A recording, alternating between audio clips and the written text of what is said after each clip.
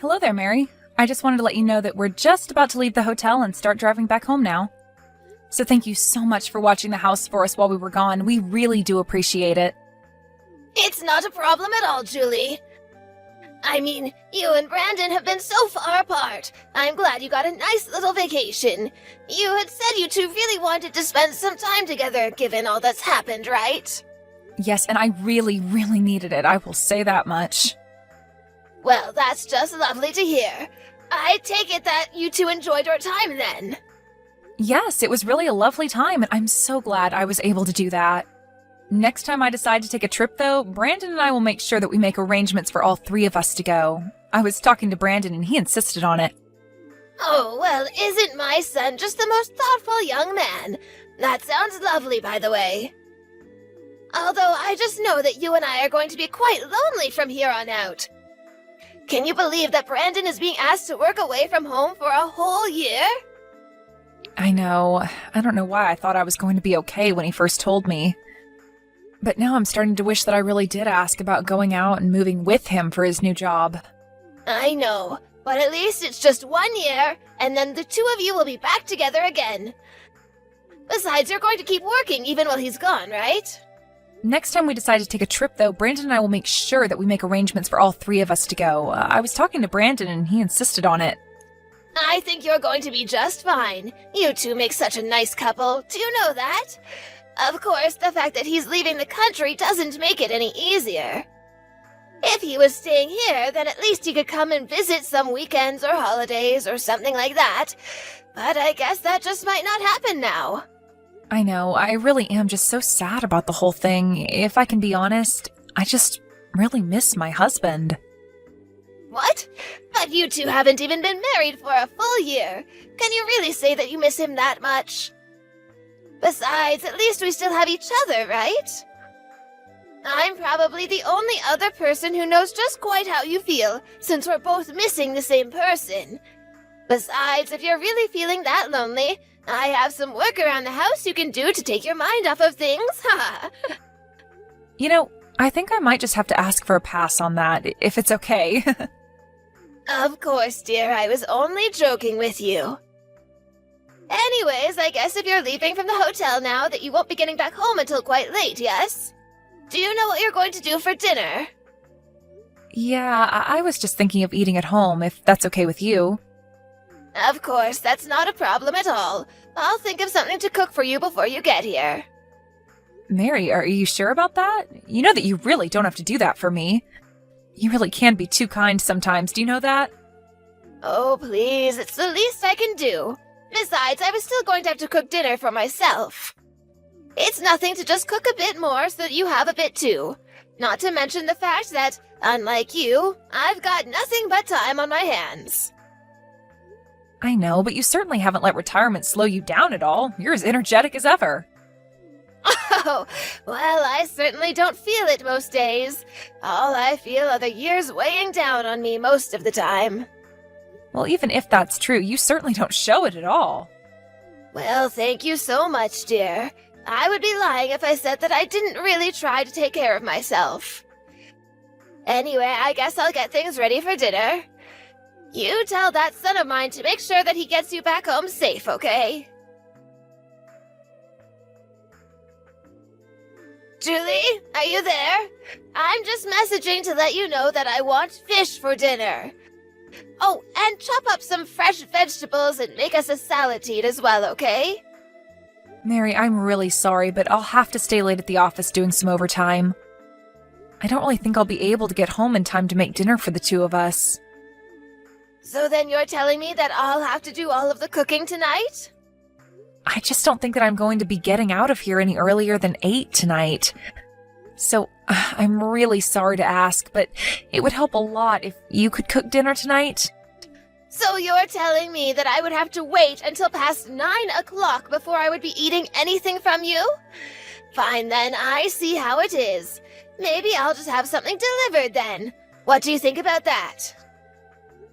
Well, I really am sorry if I'm causing any kind of inconvenience for you by my having to work. This whole house really has just been falling apart ever since Brandon left for his work thing. I mean, don't you have any shame at all in how much you've let this part break down? Don't you have any pride in maintaining your home as a wife? I really just don't know what to say. This isn't the first time that I've had to work overtime at my office. Yes, but those times we had Brandon and I here at home, and one of us could take care of the house. But with Brandon gone and you working all day, that means all of the work falls to me, doesn't it? Do you really think it's fair that I have to do everything? Mary, I'm really sorry if I'm not understanding correctly, but did I do something to upset you? I just feel like lately you've been acting really coldly towards me, and I don't know what I did. I just explained to you what it is I'm upset about, didn't I? I told you that ever since Brandon left, you've been completely slacking about keeping up the housework and doing the cooking. Well, I'm really sorry that it's ended up that way, but it really wasn't my intention at all. I hope you realize that. Even the food you've been making when you do cook is just the same 3 recipes recycled. Do you think I hadn't noticed that? I'm really sorry. I just have never really been good at cooking, and I'm so tired after I come home from working all day. Brandon was always so much better at cooking, but he's still so far away. Well, I'm getting sick of eating the same things over and over again. Not only that, but I feel like you've been giving even less food than before. Are you trying to starve me or something? Mary, please, you know that I would never do anything like that. I'm so sorry if I've done anything to give you that idea. And another thing I wanted to tell you. Will you stop running the laundry so late at night? You know that my bedroom is near the laundry room, don't you? Or are you just going to tell me that you don't have any other time to do laundry except for at night? Why can't you just set your alarm for earlier in the morning and do it then? Is that really too much to ask? Okay, I understand. I'm really sorry that I was bothering you with that before. Well, why am I having to explain this to you? Why don't you have the common sense to figure it out on your own? I just wish that you wouldn't be so selfish. After all, I am your mother-in-law, and you should be more considerate of my needs. Mary, you know that I care about you a lot and that I always try to consider your needs. Well, just as long as you realize that you've been, that's what matters most. And you need to quit using being busy as an excuse to get out of all of this. Honestly ridiculous that you even think you can really even say that when you're married to someone like Brandon. He went to one of the top schools in the country and is working for one of the world's largest companies now. You only have a high school diploma, and you're still keeping your meaningless job. What's even the point of working if you're going to marry someone rich and successful like Brandon? I'm sorry, Mary, but are you really that opposed to me keeping my job? Is that what this is about? I'm just saying that maybe if you were doing something more like Brandon, I might be able to make an exception. But as it stands, you don't have a great job, and you're not even earning all that much money. I just feel like your time would be better used staying home and taking care of the house. After all, what's the point of having a daughter-in-law if not to take care of you? I see. So that's really how you feel about all of this? Well, it is, but I'm afraid that it's really too late to do much of it now. I really just don't expect you to impress me with anything now.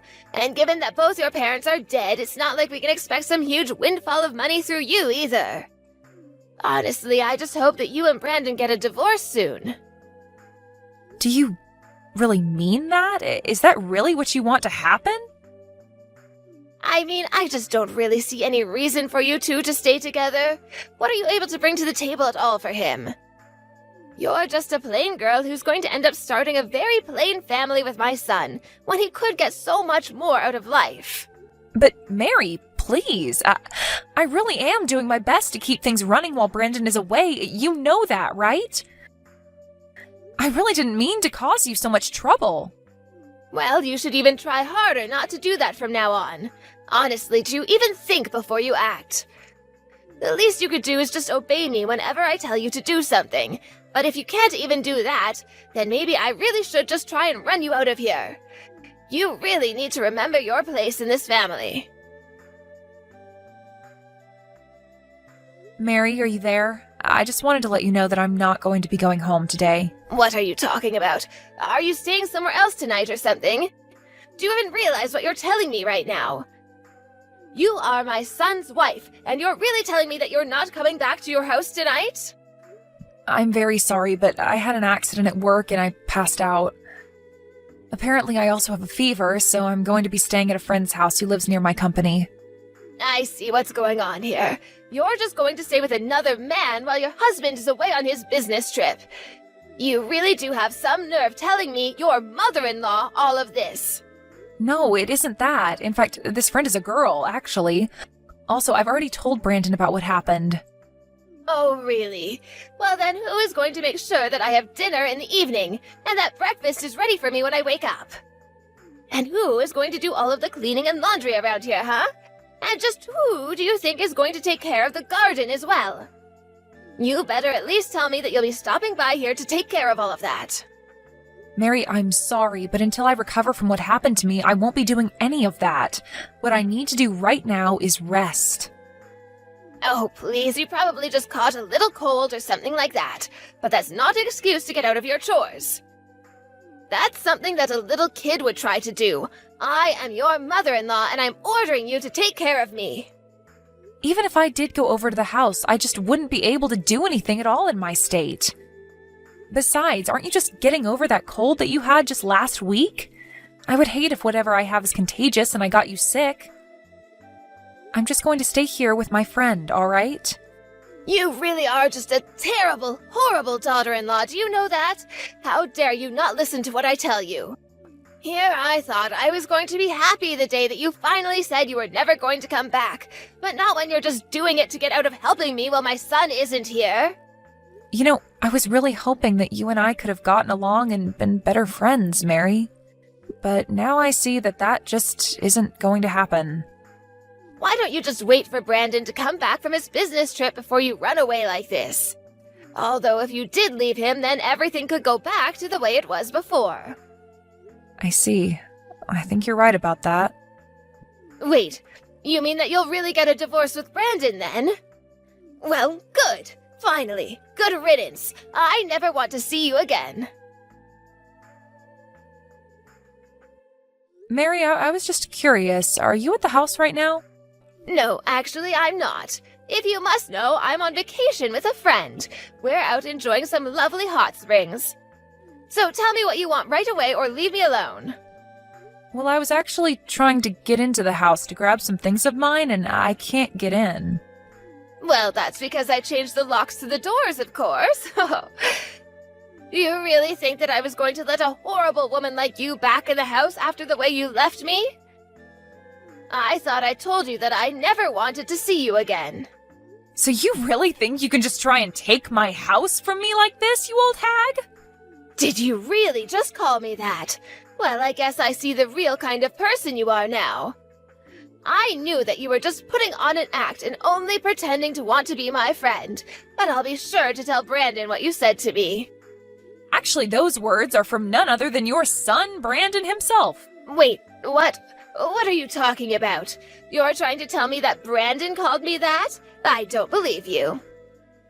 Well, I was just shocked at the way you turned on me after Brandon left. You became a horrible bully. So of course I had to tell him all about it.